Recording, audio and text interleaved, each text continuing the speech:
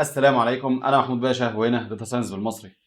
النهارده هنتكلم عن الكلاسيفيكيشن بيرفورمانس ميجرز، الباينري كلاسيفيكيشن تحديدا، والميجر اللي احنا هنتكلم عليه النهارده هو الاكيرسي. ايه هي الاكيرسي؟ لما انت بتروح تمتحن يبقى عندك امتحان، بيدوك السكور بتاعك في الاخر، يقول لك انت جبت 70%، انت جبت 80%، انت جبت 90%. بيحسبوها ازاي دي؟ بيحسبوها بان هم بيشوفوا عندهم 100 سؤال، انت حليت كام سؤال من ال 100 سؤال دول صح؟ حليت 70 سؤال من ال 100 سؤال، بيروحوا جايين عاملين كوريكت بريدكشنز 70 على اول بريدكشنز. هي مش في الحقيقه مش اول بريدكشنز، هي all labels all data points all target values. كل الاسئله اللي في الامتحان 100 سؤال، انت جاوبت صح 70 سؤال، بيروحوا جايين عاملين 70 على 100.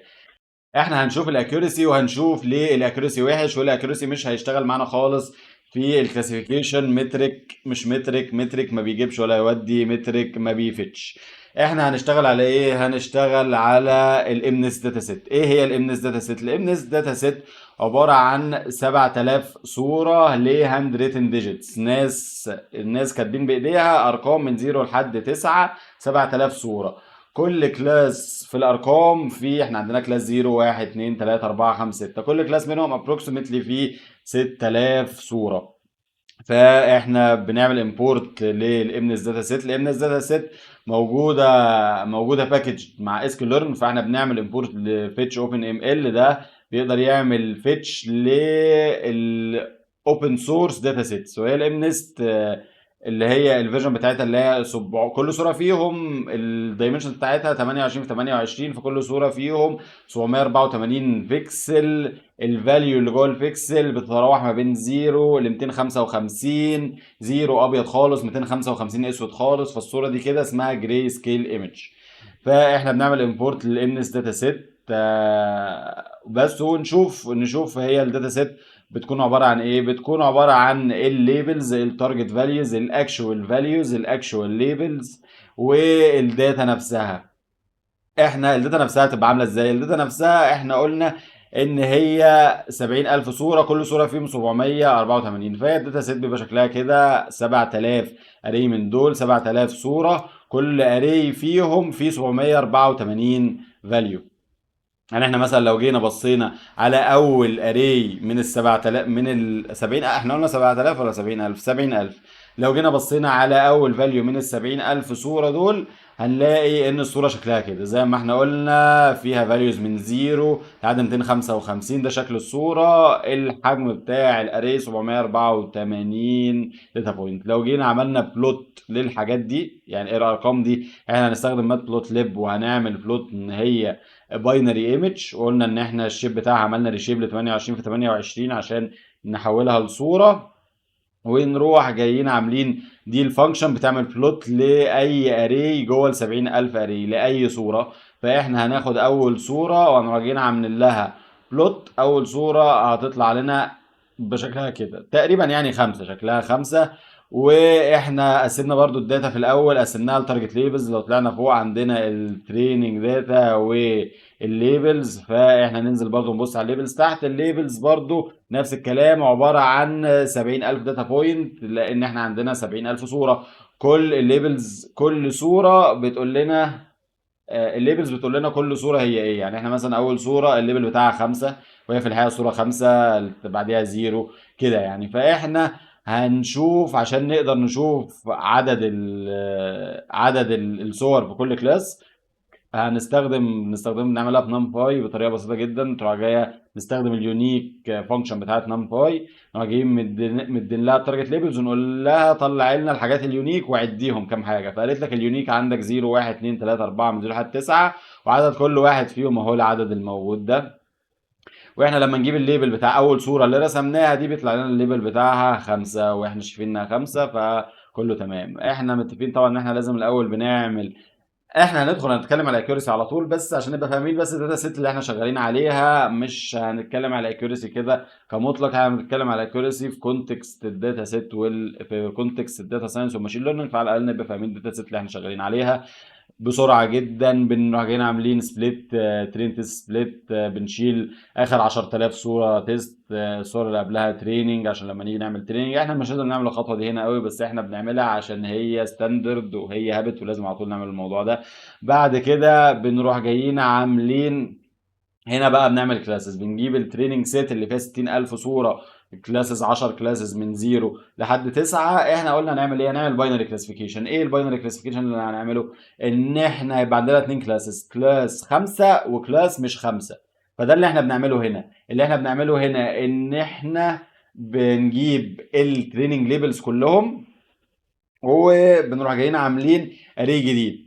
الاري الجديد ده بيدخل على ايه؟ يعني بيستخدم ازاي؟ بيستخدم في او بيتعمل ازاي؟ في ان هو بيروح جاي داخل على اري الليبلز، وبيمسك فاليو، بيشوف الفاليو دي، هل الفاليو دي 5؟ اه 5، بيروح جاي حاطط لك ترو. وبعدين بيروح جاي ماسك الفاليو اللي بعدها، بيشوف هل الفاليو دي 5؟ يلاقيها مش 5، يروح جاي حاططها فولس. فاحنا كده قدرنا نعمل اري في الباينري ليبلز، الباينري تارجت فاليوز. بعد كده احنا هنروح جايين عايزين نعمل بقى الكلاسيفاير بتاعنا عشان نتست نشوف الاكيورسي. هي الاكيورسي كده كده بيرفورمانس ميجر، بيقيس مدى نجاح الكلاسيفاير بتاعنا. فاحنا الكلاسيفاير اللي احنا هنستخدمه هو الستوكاستيك جريدينت ديسنت. نروح جايين عاملين له امبورت في اس كيو ليرن عادي كده بكل بساطه. نروح جايين عاملين له ديفينيشن.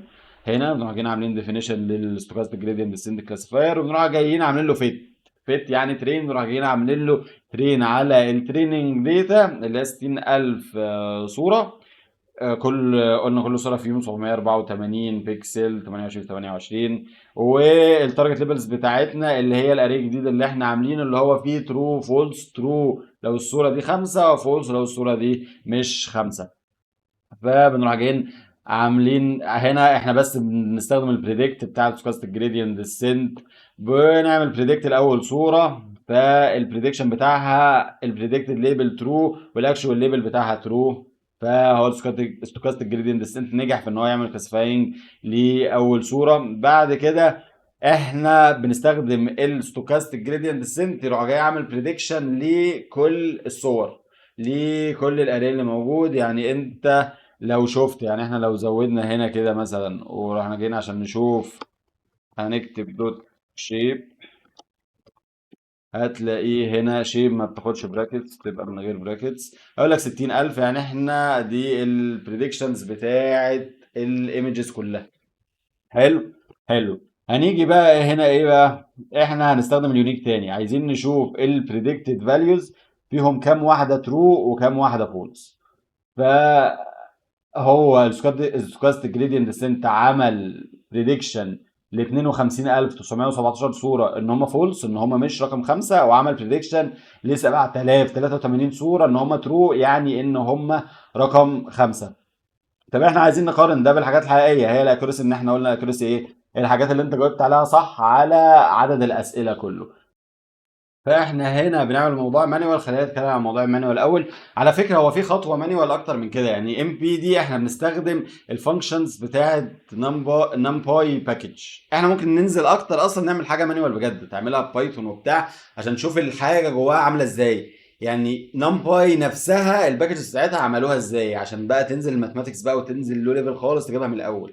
ممكن احنا نعملها كده، بس يعني ممكن نتكلم في الموضوع ده بعدين، او ممكن تبقى تدخل على الدوكيومنتيشن بتاع نمباي وتشوف هم الفانكشن بتاعتهم كاتبينها ازاي بالظبط. فهي فانكشن دي بتعمل لنا ايه؟ الفانكشن دي بتروح جايه ماسكه الاثنين اريز كده، بتروح جايه ماسكه اري البريدكتد ليبلز اللي احنا مطلعينه، وبتروح جايه ماسكه اري الاكشوال ليبلز اللي موجود اصلا، اللي موجود في الداتا سيت، وبتمسك كل اتنين، يعني هما الاتنين نفس اللينث، فبتمسك اول فاليو هنا وبتمسك اول فاليو هنا، بتقارنهم ببعض، وبتعد لنا عدد الحاجات اللي اتساووا فيها الاثنين اريز. فدي بالبلدي بقى دي بتعمل ايه؟ دي بتعد احنا حلينا كام واحده صح، دي بتعد احنا عملنا بريدكشنز لكام واحده صح. فلما نيجي دي هتطلع لنا اللي هو الفاريبل اللي اسمه ماتشز. فماتشز ده هنروح جايين عاملين له بريدكشن على عدد الاسئله كله، على اللينث بتاع الاكشوال ليفلز كله او اللينث بتاع البريدكشنز، هم كده الاثنين هم لينث واحد، تروح جاي مطلع لنا الاكيورسي بتاعنا 95%. عملنا موديل باكيورسي 95%، عملنا موديل جبار. ولو طلعنا فوق برضو وعادي، انت ممكن برضو تستخدم انا حبيت بس اعمل دي عشان الدنيا تبقى لور ليفل، تبقى فاهم تفاصيل اكتر شويه. ممكن ننزل لور ليفل اكتر من كده بس بلاش، يعني بلاش ننزل اكتر من كده. فانت ممكن برضو عادي ما تعملش حاجه اللي انا هعملها دي، تستخدم الفانكشن بتاعت اكيورسي سكور على طول بتاعت اسكيولرن، وبتروح جاي مديلها البريدكتد ليبلز، تروح مديلها الاكشوال ليبل، الاكشوال ليبلز، وهي بتروح جايه مطلع لك على طول الاكيورسي، هتلاقي هو الاكيورسي. ليه بقى الاكيورسي مش نافع؟ قلنا احنا الاكيورسي مش نافع ومش هنشتغل بيه خالص عشان الحته دي احنا هنستخدم دلوقتي حاجه اسمها دامي كلاسيفاير. ايه الدامي كلاسيفاير ده؟ الدامي كلاسيفاير ده بيروح جاي مطلع لك بريدكتد ليبلز كلها بفولس، مفيش ترو. يعني فاهم؟ هو مش كلاسيفاير اصلا. يعني احنا ممكن نعمل ايه؟ احنا ممكن نعمل اري جديد اصلا نسميه مثلا دامي فولس. حلو. والاري ده هنستخدم فيه الفانكشن بتاعه نمباي اللي اسمها فول لايت، وعايزينه يبقى نفس اللينث اهو، هو كمل لنا حتى، مش محتاجنا ايه، ما شاء الله الاي اي بقى واكل الدنيا، مش محتاجنا احنا نعمل حاجه. انا دلوقتي عملت اري نفس الشيب، نفس اللينث بتاع اري اللي فيه الاكشوال ليبلز كله فولس. ده اللي الدامج كلاسيفاير بيعمله، ده نفس الفكره. يعني احنا هنا لو جيت شفت الدامج كلاسيفاير برضو موجود في اسكيلرن، بتروح جاي اعمل له ديفينيشن، تروح جاي اعمل له فيت على التريننج سيت والداتا سيت، اي نعم، قال يعني هو كلاسيفاير يعني.